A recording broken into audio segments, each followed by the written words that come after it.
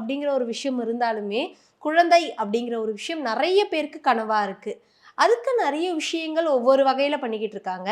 அந்த வகையில உங்க மூலியமா என்ன மாதிரியான விஷயங்கள நீங்க மக்களுக்கு பண்ணிட்டு இருக்கீங்க? இப்போ வந்து ஆதே சுவாமிநாராயணன் டெம்பிளில் வந்து 2 வகையாக பரிகாரம் பண்ணுறோம். ஒன்று வந்து ப்ரீ கன்செப்ஷன். சில பேருக்கு வந்து கன்செப்ஷன் ஆறது வந்து ப்ராப்ளமேட்டிக்காக இருக்கும். சில பேருக்கு வந்து ஐவிஎஃப் வந்து ட்ரை பண்ணுவாங்க.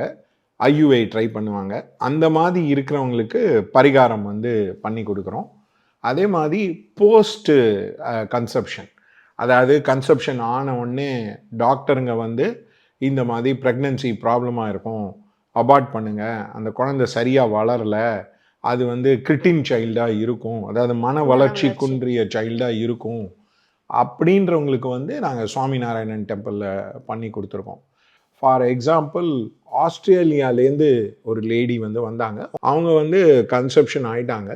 அந்த கோவிட்ல வந்து ஒரு கிட்டத்தட்ட 3rd மந்த் பக்கத்தில் வரும்போது அந்த டாக்டர் என்ன சொன்னார், இல்லை இது ஏதோ growth வந்து சரியா இல்லை, நீங்கள் வேணா அபார்ட் பண்ணிடுறீங்களா அப்படின்னு வந்து கேட்டாங்க.